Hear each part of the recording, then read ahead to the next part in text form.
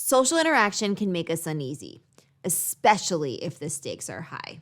For example, compare these two social interactions. Giving the Starbucks barista your morning coffee order and having a one-on-one evaluation reports meeting with your boss. Can you guess which kind of social interaction will be more social anxiety inducing? The meeting with your boss, of course. In today's lesson, I'm sharing 5 strategies to help you communicate confidently with your boss, your supervisors, and the other higher ups so that you don't have to fear these types of social interactions. If you're ready, let's get into it. To be clear, it is absolutely 100% a natural response to feel the pre-meeting jitters in your belly and have an overall sense of malaise and anxiety when your boss calls you into their office. But just because it's natural doesn't mean you need to subject yourself to those feelings. Okay, so let's get into the strategies now. The first thing, why the intimidation? So strategy 1 is to try to understand why you're intimidated by the person in the first place. Do you feel like they're more accomplished than you? If so, remember that you still haven't accomplished all that you're going to accomplish in your life. And also, what's your definition of accomplished? Similar to success. This could be the grass is greener on the other side kind of moment. So it's important to recognize that.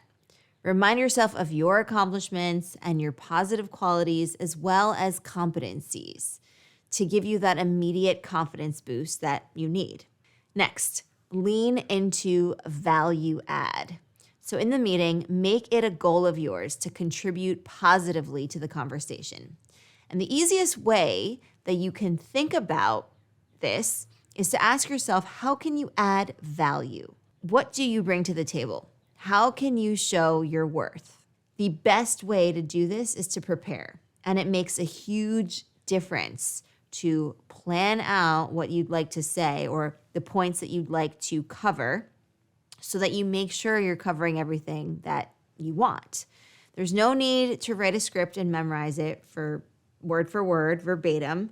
It would be wiser to have an outline with 2-3 points, and then you can back that up with anecdotes, data, work experience, and other examples, because this is going to help substantiate your points and also validate them. This even works for those impromptu meetings on the spot, provided that you've thought enough about various scenarios prior to that. For instance, knowing that progress reports are around the corner, you might speak to accomplishments from this quarter and last quarter, or you might explain a snafu that occurred and turn it into something positive. Again, anything you share should circle back to how you are adding value to the project, adding value to the team, adding value to the company at large, and so on. Strategy number 3, don't aim to impress. We all know when someone's trying too hard. Instinctively, we can detect this. Humans are really good at innately detecting this type of behavior. The best thing here to do is to be as genuine and authentic as you possibly can. Avoid the temptation to bust out advanced vocabulary that you studied for the GRE or complicated sentences. Generally speaking, the more someone aims to impress, the less they actually do. Speak as clearly as you can. Use simple terms. If you're using abbreviations and different types of acronyms and jargon, make sure you define those ahead of time so that the listener can follow along and not get lost in the jargon. Don't blabber away. It's very difficult to just sit there listening to someone yap on, right? Listen more than you speak. Listen actively and be engaged in the conversation. The way you do social interaction will be impressive enough, especially if you're aware of it. Some people think that they have bragging rights if they've achieved certain milestones.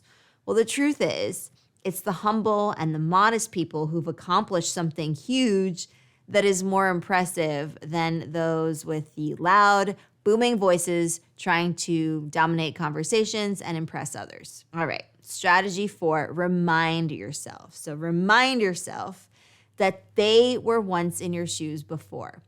Are you just starting out with your career? They've been in that same exact spot.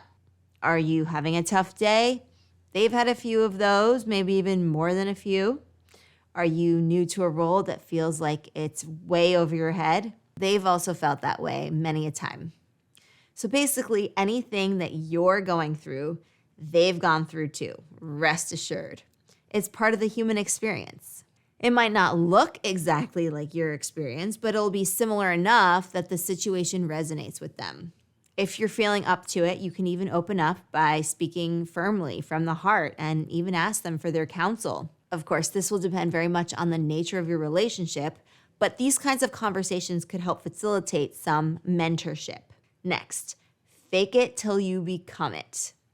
So this is different from fake it till you make it, which we all know. This is really about acting with confidence before you even have that confidence. And that's really important because the idea is that the mere act of going through the motions of how a confident person feels and how a confident person walks and talks and even thinks, you're putting yourself into the shoes and the mindset of a confident individual.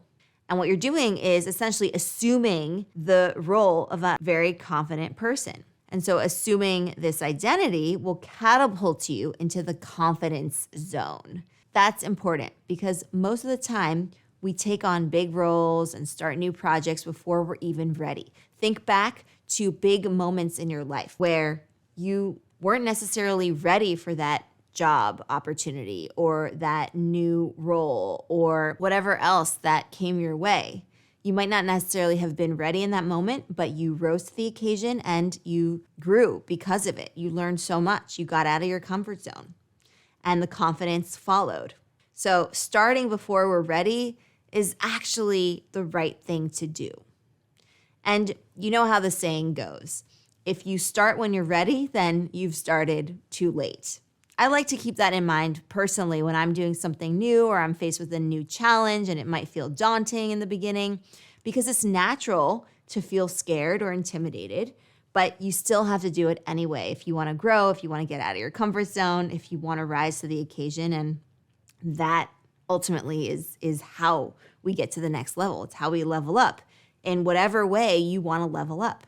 So believe that you can and you will. So the faking part of this is simply that you begin with the action and the mind will follow suit. So you don't necessarily feel confident, but you're going to act like you feel confident. So you'll fake the confidence, but then as you're faking the confidence, you become confident, which is very cool.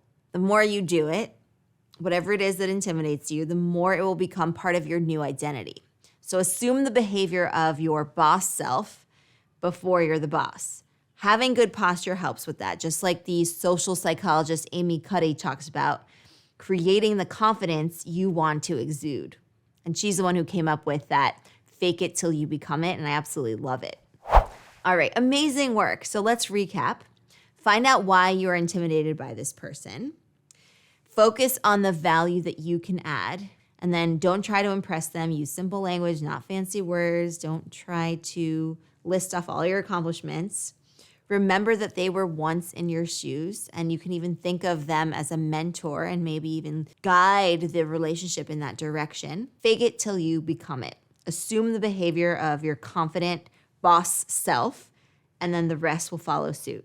So be sure to practice these strategies and make them your own. Use these communication techniques and tools whenever you're interfacing with someone who you feel intimidated by.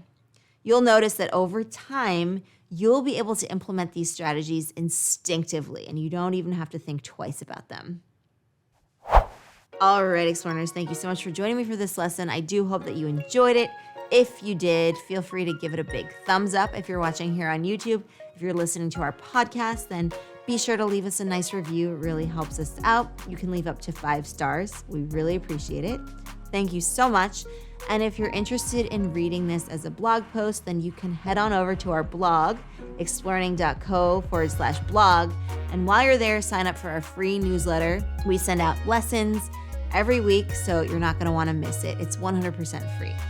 All right, I will see you in the next Explearning lesson. In the meantime, keep on exploring, and I will see you soon.